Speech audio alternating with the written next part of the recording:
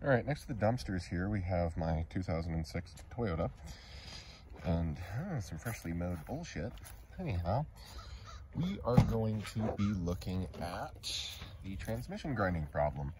So last winter, I'm going to set you down here, I changed the transmission oil in the truck and I replaced it first with some API GL5 Valvoline hypoid gear oil, which was a mistake.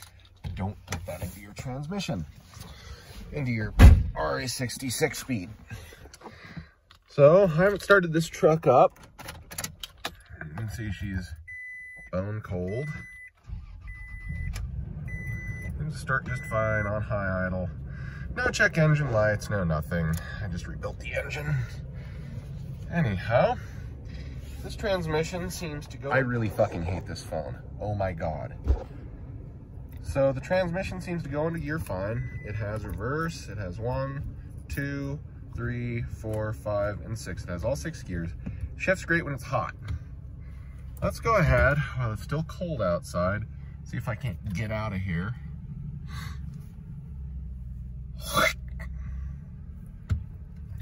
Without hitting somebody's car.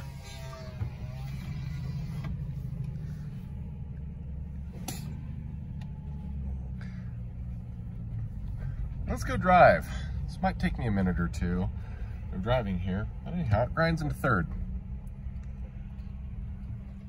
And it's only on the shift from second to third, or if you over rev when you're double clutching. So I'm just gonna normal clutch this, come up to intersection here, make a right,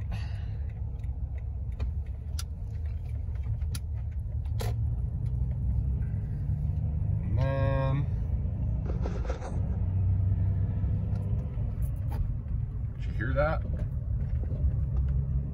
Let's do that again.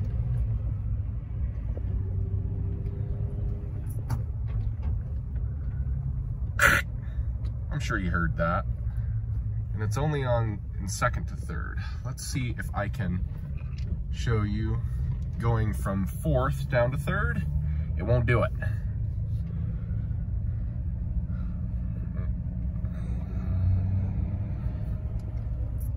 All right, there's fourth gear.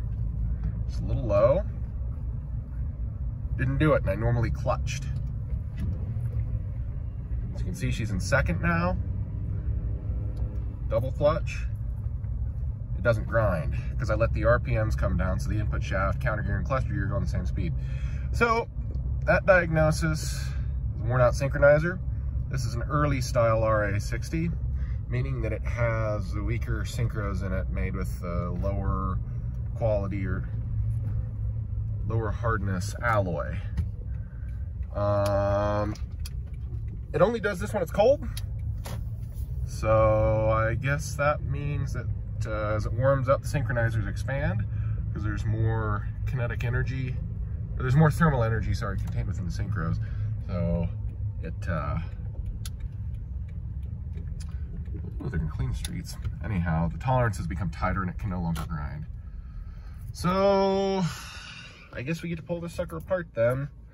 Third gear is not doing too hot. Second gear is also kind of notchy. It kind of clunks in and then goes like that. So yeah, I don't know why third gear seems to be an issue on these trucks. I test drove a white truck here a while back. Man, last winter, last fall, last winter, that also had an issue with third gear grinding, but it ground every time, regardless whether it was hot or cold. You really had to double clutch that thing. And that's where this transmission's headed. That truck was an 05, this is an 06. 07, they introduced the second version, and in like 2010, they introduced the third version, and the third version doesn't have all the issues with it. But rebuilt transmissions are $4,000 to $4,500 to get a decent unit. A used transmission is $2,000 to $2,500 for anything worth a damn, and I'm not willing to take that risk. I'm gonna press this sucker apart myself, weld up my own fixtures and jigs, and rebuild it myself with the service information from Toyota, because I do not trust used transmissions as far as I can throw them, and I generally can't throw a 200-pound transmission very far. I'm not spending $4 grand for a transmission for this thing, and I'm certainly not having a shop put one in here. So really the best option is Transmission Parts Distributors, who has a bearing and synchro kit for these. The only thing that I'm confused about is whether or not reverse gear is synchronized, because I saw they had all 6 of the forward gear synchros. 1st through 4th underdrive, 5th is direct, 6th is the only over in this transmission. But I could have sworn that reverse is synchronized. I don't know. I might be wrong. Anyhow, I guess that's about it for these guys. I always double clutch it, and I always rev on downshifts and match the speed of the engine to the speed of the output shaft. So that way you don't have to use the clutch to do it, but I always do, because it's real hard on these gears if you miss a shift. It'll round the teeth over on the slider and the hub. Okay, well, it's kind of a chaotic video, but that should show you at least the sound and the symptoms of a grinding 3rd gear in one of these RA60s. Let's see if she'll do it again. Nobody coming behind me, starting out from a stop. 1st gear, normal clutch. 2nd gear,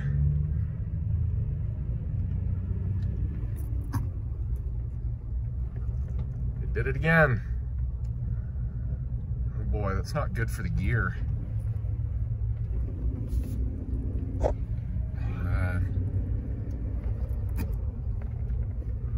We'll see if you can hear that. All right, the other thing that I forgot to mention with these RA60s, well, there's a couple things, but first and foremost, use a GL4 manual transmission fluid, 7590 or 8090, doesn't really matter, but it has to be GL4 rated, and it has to be yellow metal safe.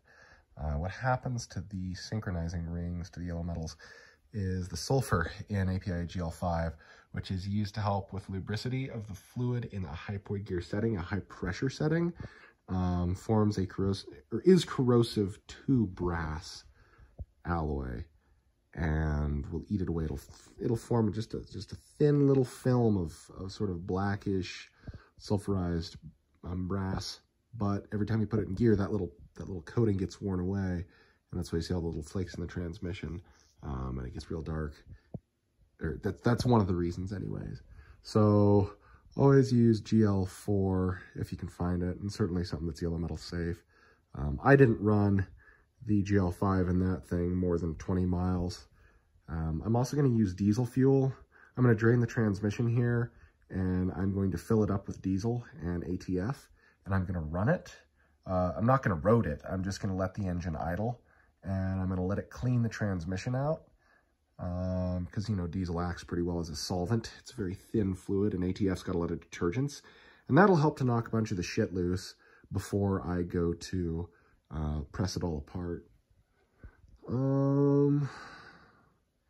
Yeah, I'm always double clutching this transmission in a bid to preserve the gear, because if you continually grind gears, the teeth on the gear itself, the dog teeth, as well as the teeth on the slider, will clash. It's called gear clash for a reason, and generally they're cut in the shape of an arrow, kind of like that. They're almost kind of a pentagram, and then they go up, and so the gear tooth bumps on, and then it goes back in and seats, and it's called a torque locking slider. They work pretty well, but they'll cause gear slip issues if they're ground too much. So